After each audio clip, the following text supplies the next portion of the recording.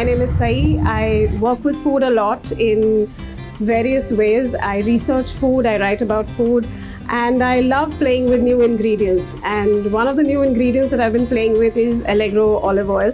I've been playing with it for the past year or so. And today we're going to try and break some myths and misconceptions that revolve around olive oil. I wanted to showcase two recipes in which we would not ordinarily think of using olive oil. One recipe is a pesto, but we're making a Thecha Pesto using Allegro extra virgin olive oil. So I'm very roughly just breaking the chilies down. And first we're going to start with just a little bit of olive oil. So I'm going to add the chilies to this, and there's no particular order. This is very, very rustic cooking. So chilies, a little bit of cumin seeds, and garlic. And the point now is you want to char the chilies, okay? So how do you know the chilies are done? Basically, khansi aani chahiye kitchen mein, okay? If everybody starts coughing, you know your chilies are done.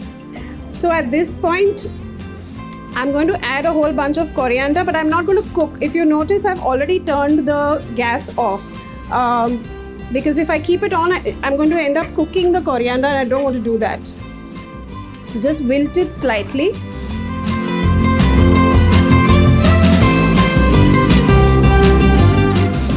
So to this I'm adding peanuts.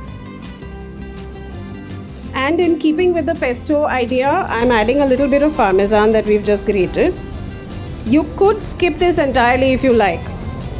A little lemon juice, and now we'll add the magic ingredient. Does anyone know how you can tell when you taste olive oil what tells you that it is good quality olive oil? What tells you that it is the smell? What does it smell like?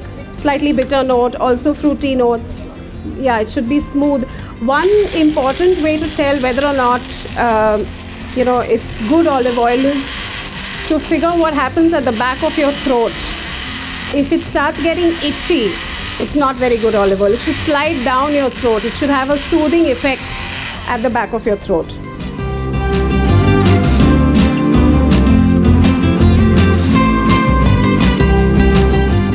And to prevent it from getting oxidized, I'm going to add a little more olive oil on top. And our first dish is now ready.